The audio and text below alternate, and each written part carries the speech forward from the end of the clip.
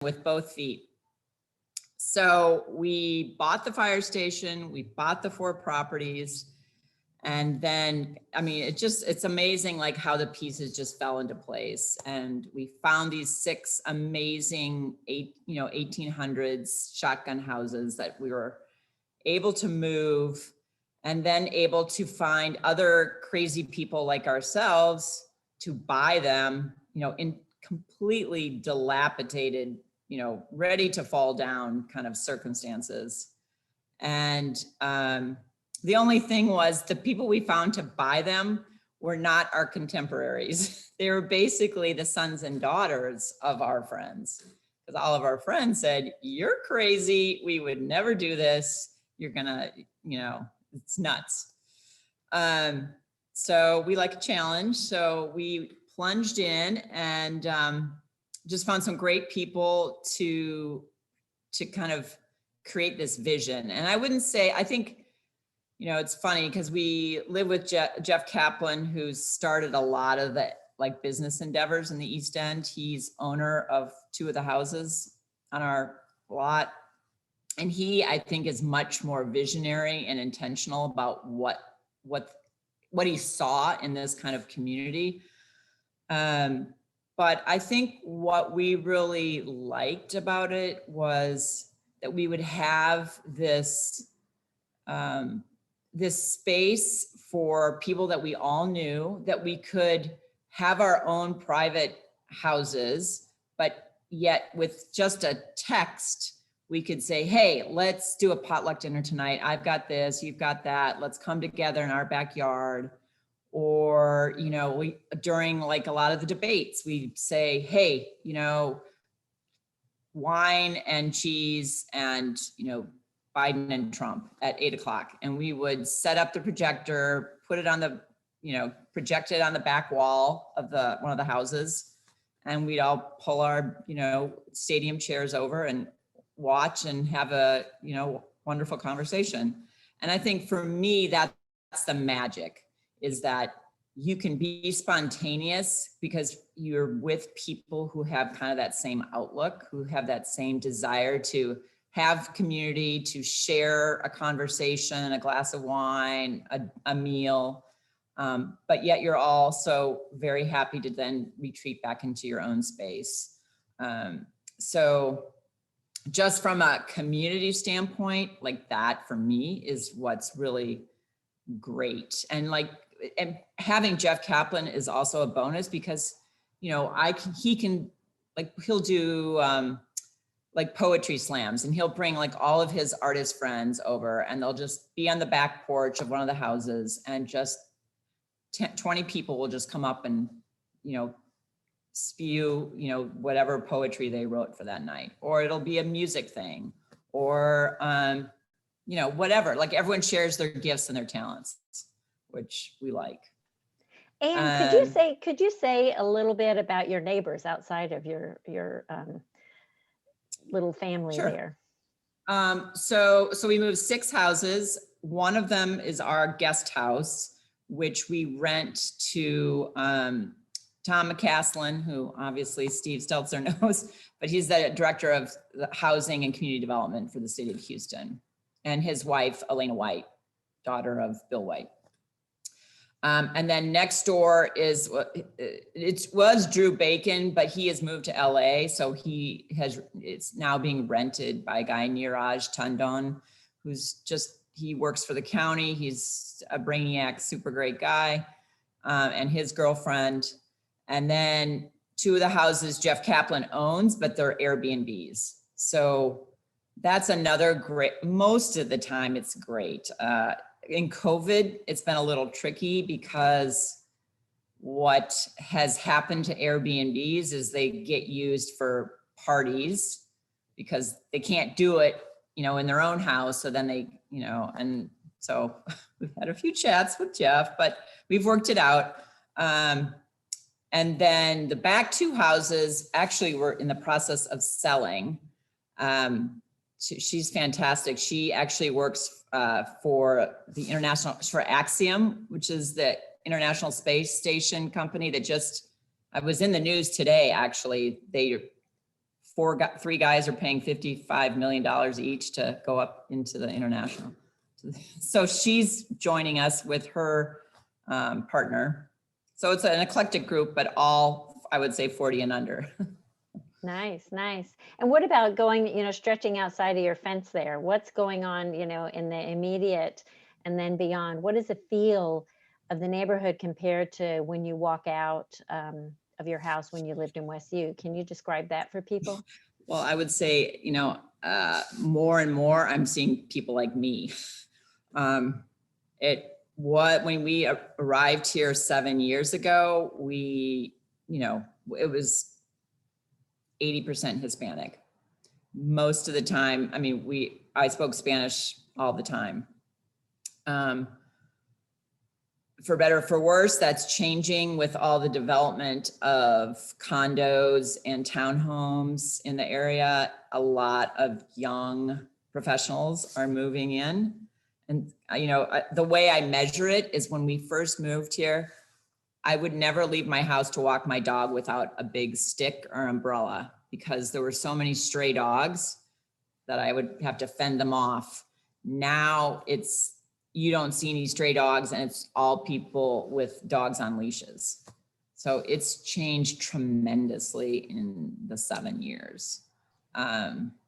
We have New Hope Housing, which also presents, a very different clientele, but I would say they've really been, they're great. They, tend to live outside a lot, like they're a little boisterous, but I don't know, we're pretty forgiving of how different people choose to live because we realize that we're coming into a neighborhood that, wasn't ours. So I think, and I think that's fair to say, like you do have to have a certain flexibility of understanding when you move in because things are different and you need to learn a new rhythm. Mm-hmm. So have you met people that live around you? Oh yeah, we know all our neighbors, and it seems like everybody has like a micro business of some sort. Like the girls across the street make these amazing fresh juices. We've got a guy who just came in from LA who's got this amazing pizza oven, and he's actually hoping to start a restaurant on the far side of our block. There's some people, but then we have the neighbor that was next to us when we had the pop-up pizza who called the cops on us. Oh, wow. And just because he didn't like, whatever. So, it's not. Did you feel like people treated you like people who were like invading their neighborhood and gentrifying, or was there any sense of that? Or our particular block is a little, it's fun, the whole neighborhood is funky because it's got light industry, it's got, businesses, it's not pure residential like Westview. It's not zoned, right? So you get this mix. But I would say, we were very intentional about going around and meeting people and just introducing ourselves. And I think that helped a lot in terms of like people accepting us or, just being friendly.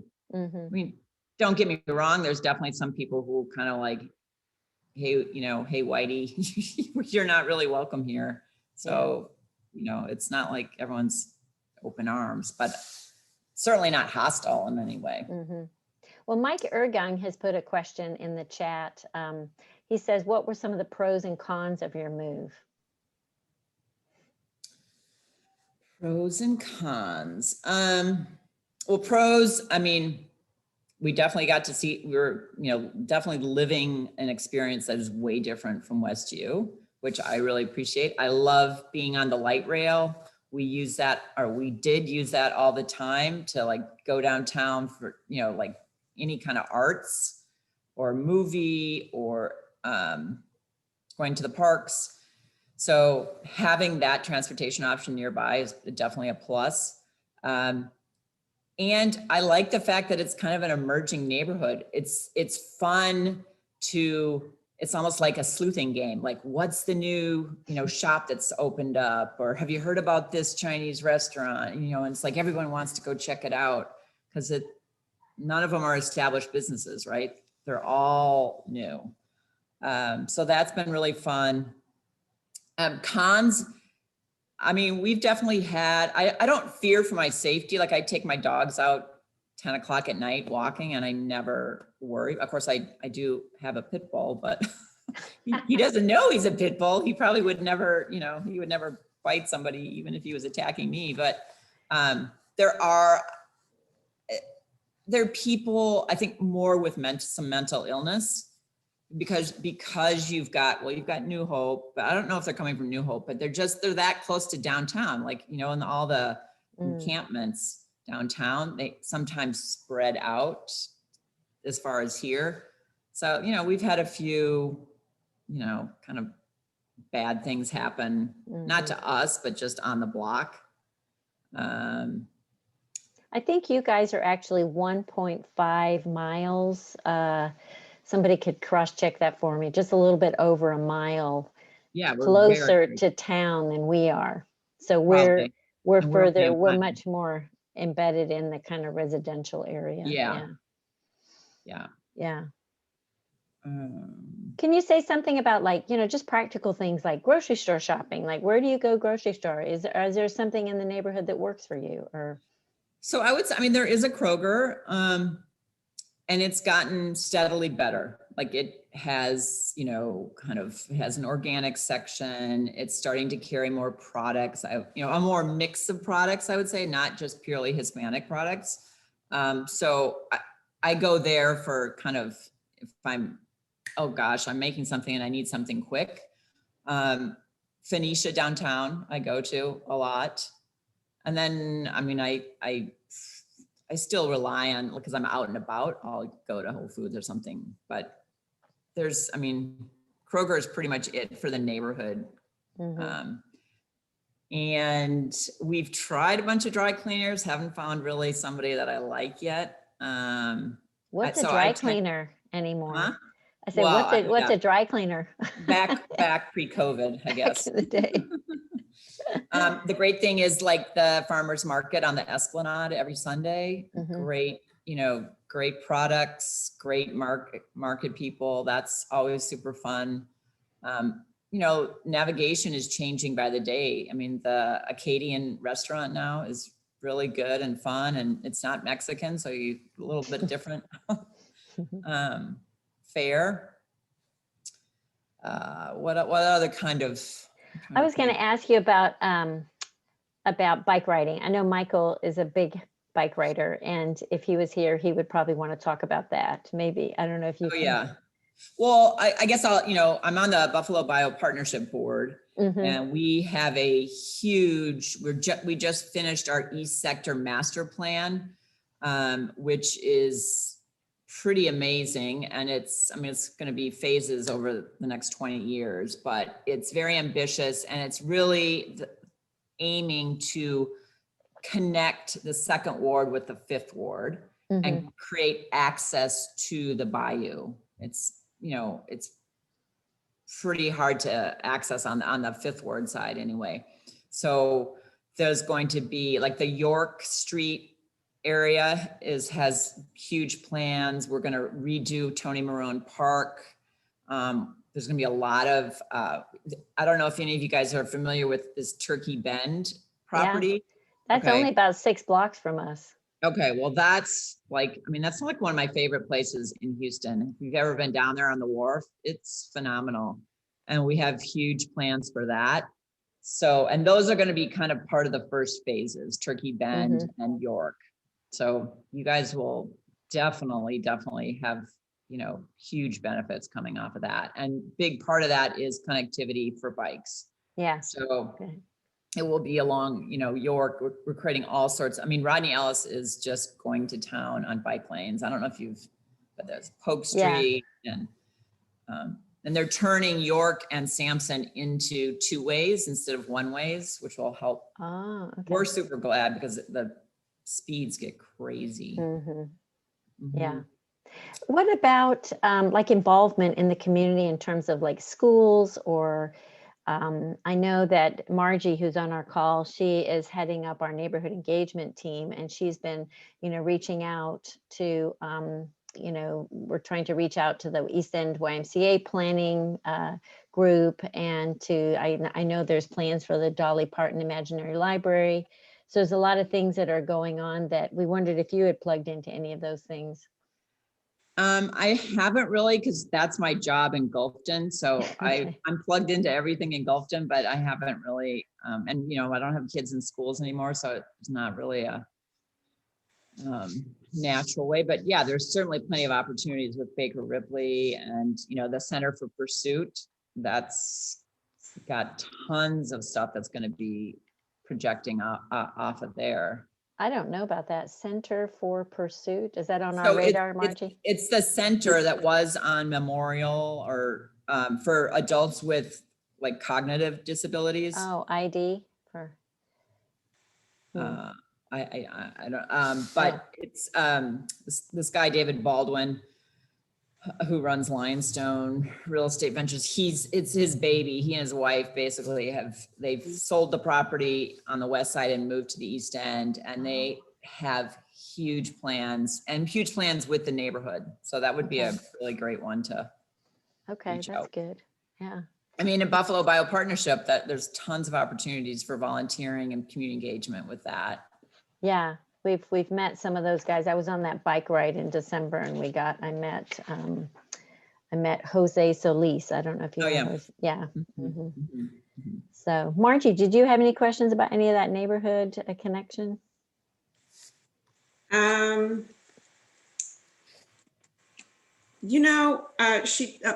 just have a comment. When you talked about no dry cleaners, that kind of a light bulb went out, because I used to work with someone whose husband had a dry cleaning business, and they live in Eastwood, I think, or in the East End. And it was more like a delivery type. So if you if you get the contact info, please send it to me, because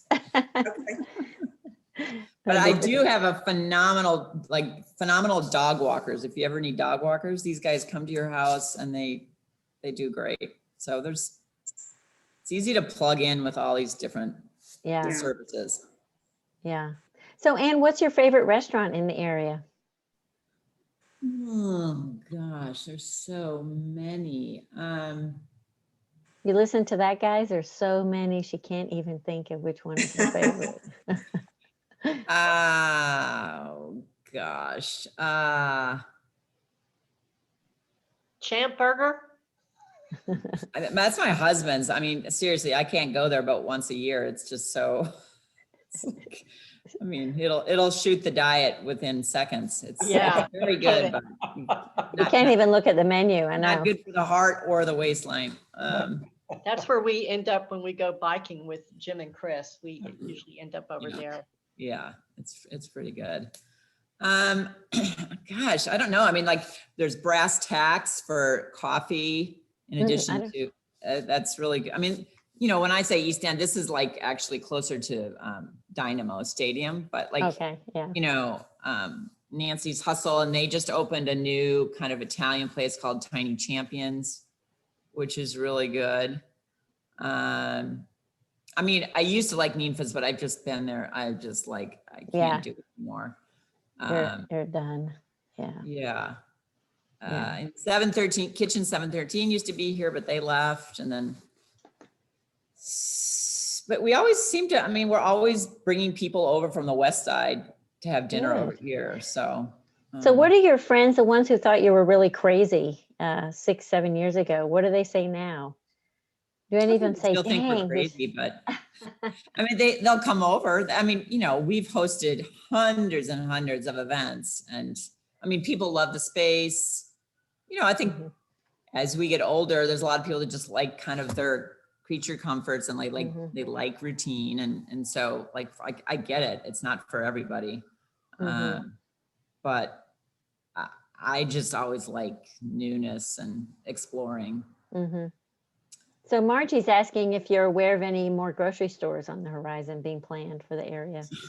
Well, I'll tell you a story. So when we first moved in, I can't remember who it was. Steve, you guys know Stephen Parker? He's like a big Eastwood guy.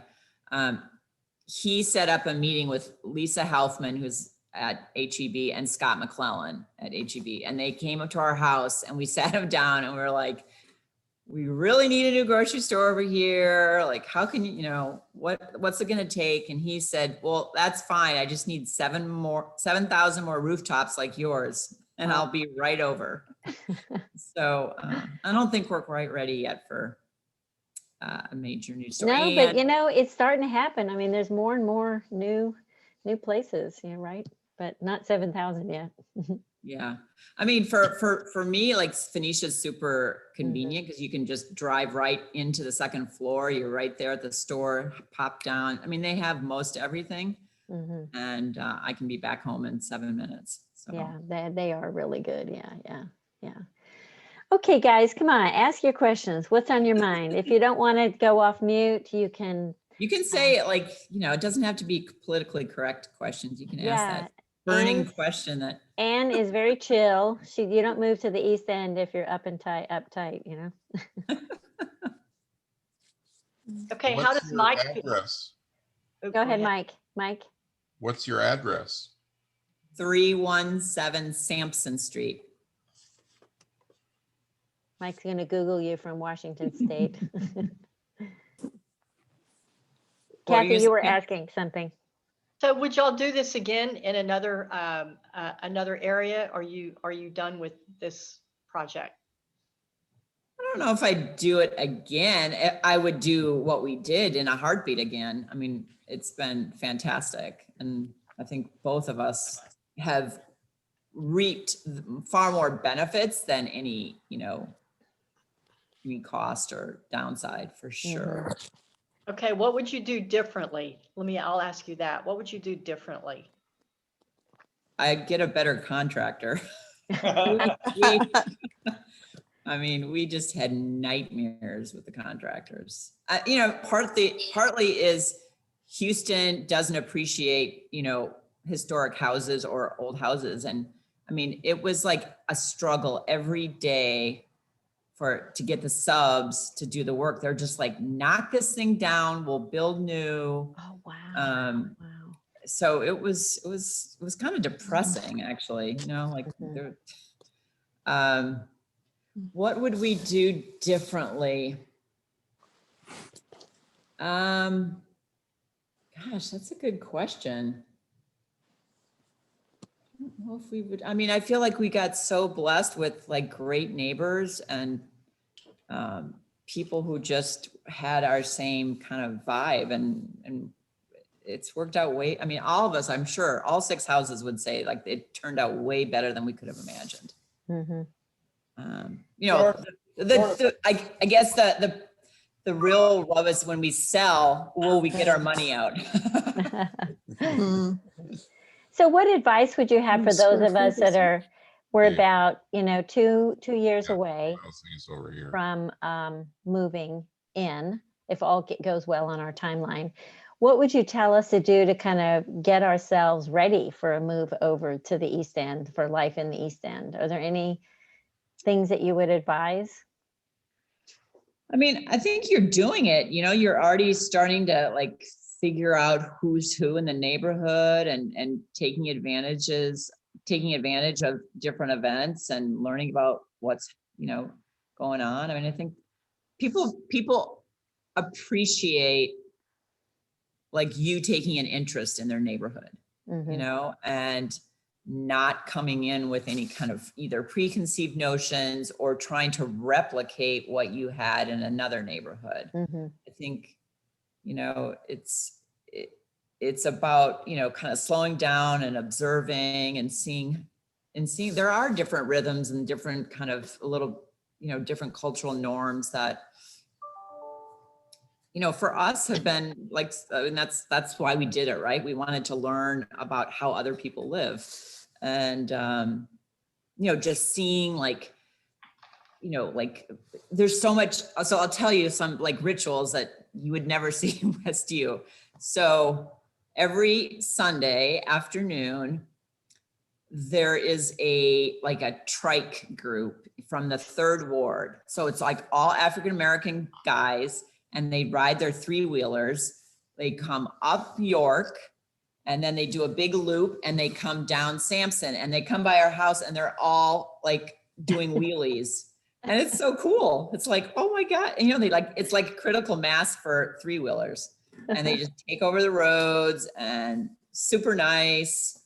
But and then on Thursday nights we have it's a Segundo Barrio, bike riders, and they put all like neon lights on their bikes, and they kit out their bikes with these big music systems, and then they cruise by and take over the roads. So it's just like fun to see like what happens. Yeah. That sounds Like great. come with an open mind to like experience like all these things. So here's another question. I really like those little, and I can just visualize these nighttime bike riders. Kelly's wondering about the Green Line. Was it before COVID? Was it really crowded? Would you always be able to get your bike on there? What was the Green Line like? Not crowded at all. It was kind of, the only time it was ever crowded was when there were Astros games. Okay. Or big sporting events, but that's during World Series. But other than that, you can easily put your bike on, and not that much people restricting your like being super strict about how you bring it on or whatever. Okay. Have anything to mention about the internet service? Somebody's saying Verizon especially. Oh my God, that is definitely a con. Okay. I mean, I don't know if it's just because we live in this, house that's got 2-foot thick walls, but I mean, we just got AT&T fiber optics. It hasn't changed it one flipping bit.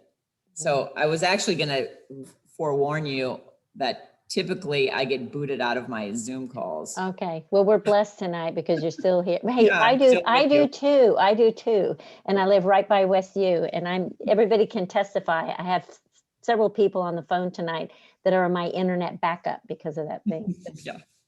But Um, I mean, AT&T fiber optics is available in this, they're switching everything over to that.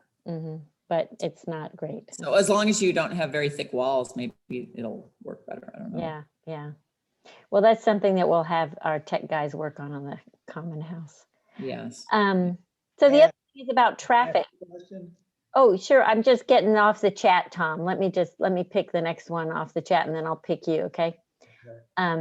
So Susan had put up here a while back, what's the traffic like? Bottlenecks or streets to avoid, because she'll be driving her son from the, Del Mar to a school in the Montrose area. So actual street traffic isn't bad. What's bad are the trains. I mean, because you're in a spaghetti bowl of trains. And so you quickly learn kind of like the shortcuts or how to like try to get around, trains. But I mean, that's definitely something you're going to have to get used to, are the horns. I mean, I'm surprised it hasn't done it, since it can be like sometimes it can be every 20 minutes.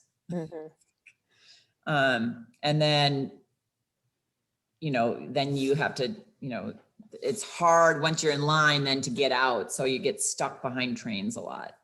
Yeah. I mean, at least where we are, maybe yours is Well, going to be. you're a lot closer to the train than we are at the property on Del Mar. Yeah.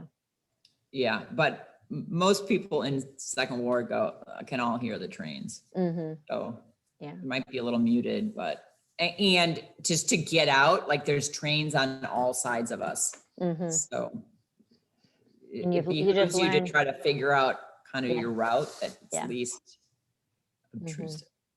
But one of the things that my son says, having just moved over there, he says in general, he finds it very quiet over there, except for when the train.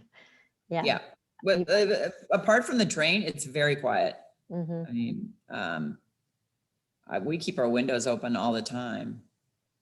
There can be like, 4th of July or, New Year's, there's the occasional gun going off. Yeah. That's a very part of the Hispanic culture. So, but yeah, no, super quiet.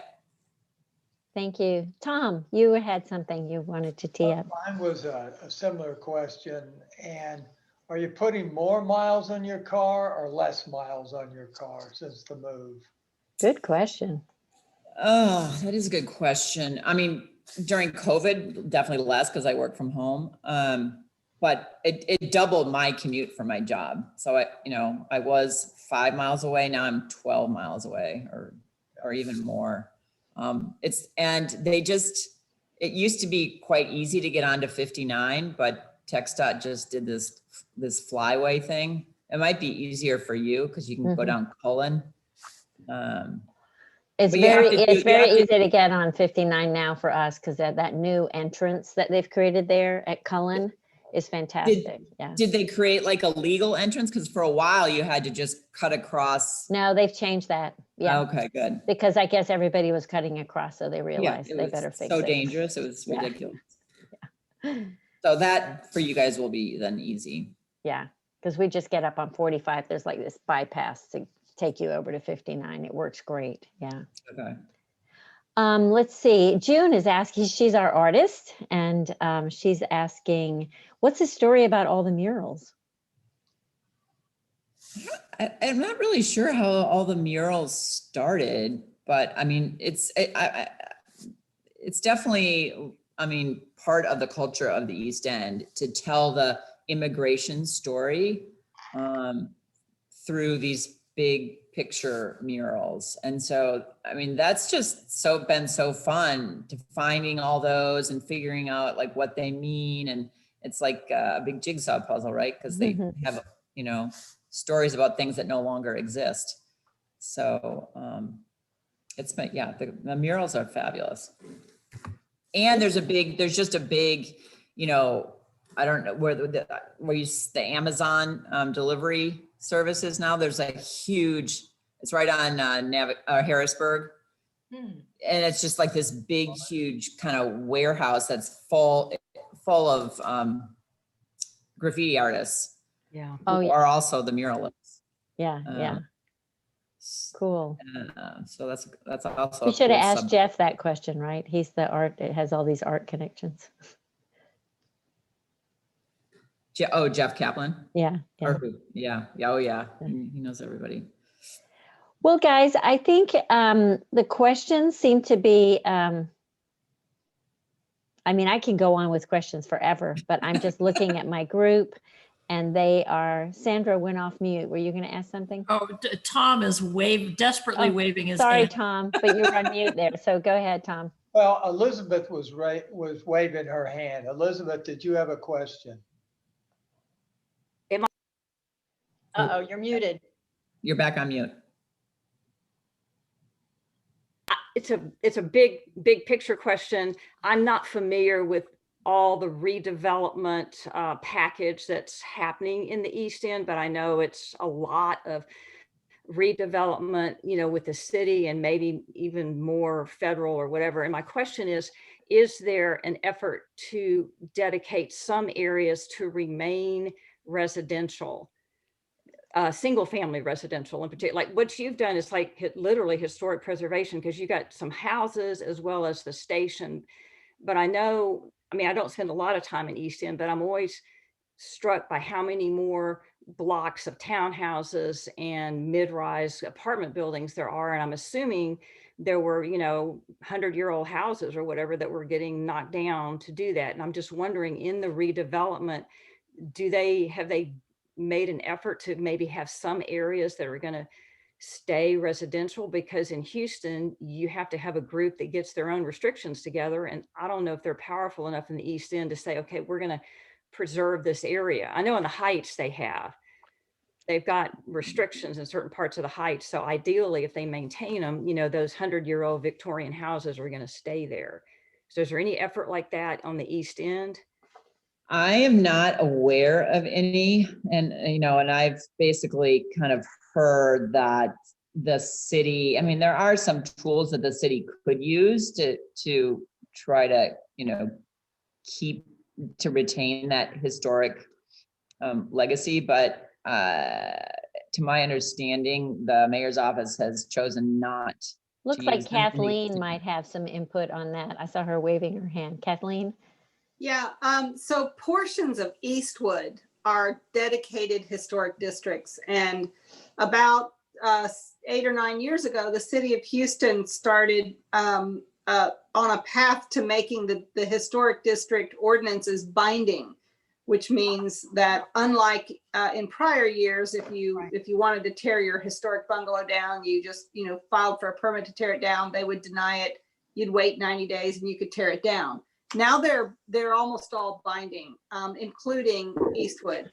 So the most historic looking homes are in the Eastwood neighborhood, and those are now pretty much protected. In the areas around that were quasi-industrial and bigger blocks of development, those are shedding and becoming more dense. So most of where you see the townhomes going up is in area that was prior industrial, as opposed to tearing down older bungalows in that neighborhood. Although it will happen in some of the Eastwood peripheral zones, which is actually kind of where we are. We're just, northeast of Eastwood. So we're right outside the historic district. We don't have those protections. The neighborhood that we're going in is very single family centric residential fabric. So there will be a combination of people fixing up in those bungalows, and in the ones that are in less good condition, tearing them down, or lots that are already vacant. Yeah, Rosemary? right now it's just they're building an infill because there's so many vacant lots. Yeah. Yeah. And then the other thing, and I just lost my train of thought. What was it? I can't remember. I've just, as I walk my dog, that's like the biggest opportunity to observe what's happening in the neighborhood. I noticed that a lot of homeowners are now investing in their homes. They're fixing them up. Well, And that's so I great. think, I think that it's been really nice to see that they have enough confidence in the neighborhood and that they'll get their money out to start reinvesting. It's nice. Rosemary? As a very newcomer to Houston, I get really confused about neighborhood names, and I haven't found a good map for that. So Kathleen, when you're talking about Eastwood, I don't know what that means relative to us. I can see the second ward and I can see Well, you know what? a good place to find that out. Well, Rosemary, Kip and David have taken on a task to work on this. Yes. So it's every week I ask them and they say, well, we've been distracted, but it is Yep. on their task list. So I'm going to mention this to them tomorrow morning that, we've got customers for that product. They're brewing beer tonight, Lynn. I know they might not be in any shape tomorrow morning. I just want to check back with the questions and make sure, Paresh, that you got your question answered about, I think you did. Okay. He was asking about walking around at night and feeling safe. So I think we felt that's pretty good on that count, Anne. You know what, guys? I just want Although Paresh is going to have to get a bigger dog. Yeah, you can go borrow Anne's Yeah, pit bull. you can take mine for a walk anytime you want. Yeah. There you go. Maybe the younger one will get along with you. Yeah. Well, guys, I just want to thank, Anne on behalf of CoHousing Houston. This was absolutely fantastic. Yeah, And we will have an expanded group at the February 13th. There's a lot more people that didn't come tonight. And we're bringing in 5 more explorers that we know of in the next 4 days. So there'll be a much bigger group on that weekend event. And with that in mind, just as we close out, I am going to just take a second here. And I just want to share my screen for a second so that everybody can see, especially our newcomers. Most people on the call tonight are members and explorers already. But if you're not an explorer yet, and if you want to find out more about what we're doing, we haven't really covered our project per se because Anne was a special speaker tonight, but we have teed up over the next few weeks a series of opportunities for you to dial in to get more information very specifically about our project and about the concept of co-housing. So next Wednesday is our traditional first Wednesday of the month info session. And then the following week, February 10th, we have a guest speaker, Katie McCammett, who is a national expert on the co-housing concept. She was actually one of the groundbreaking leaders of this in the US. She brought it from Denmark when she was doing I think it was part of her architectural degree program. She was in Denmark and they discovered this, and her husband at the time brought this concept back to the US and started trying it out. And she has been involved in launching about 50 of these communities in the US. So she really has real depth experience on co-housing, and she'll be speaking to us on the 10th. That'll be a full hour with her speaking with Q&A, and she'll cover the full gamut of what it's like to live in co-housing, the good, the bad, and the ugly, as she says. And then that will all lead us into a weekend workshop, February 12, 13, and 14, starting Friday night with some orientation introduction, Saturday morning, some sessions, Saturday afternoon, and then Sunday afternoon. And you can read all about those on the events page of our website. So if you think this might be something that you're at all curious about, I tell people, if you think that co-housing might be something that you really want to investigate further, then, then take this next step. We find with some people that and I see Carolyn is not on the call tonight. I know she was going to come. We had one person who, she came to a session like this. The next morning she called me. She said, I want to become an explorer. I said, great. Join. Within 2 days, we did the orientation. And then within a month, she joined as an equity member. So she was just like from 0 to 100, like super fast. And what I tell people is that, worst case, what you do is you spend $150 really, really checking out a kind of a systematic discernment process as to whether this might be something in your future. And you've made, worst case, a donation to a fabulous cause in the Houston world that you're not going to take advantage of. Best case, it turns out to be the best $150 that you've ever spent because you decide, yes, I want to do this. And I think, Rosemary, you said something to me in an email today that just really struck me. Do you want to replay that for me? You remember? I'd have to look it up. What did I say? That I You're just so excited about it now that you're getting. Yeah, that I went from I can't do anything but rent to I'm going to be an explorer to I'm going to get a 1-bedroom. No, I'm going to get the 2-bedroom. No, I'm going to get the 2-bedroom, 2-bathroom unit. And I'm so excited. And you can hardly wait. You're getting impatient. I can't wait. I'm impatient. Right.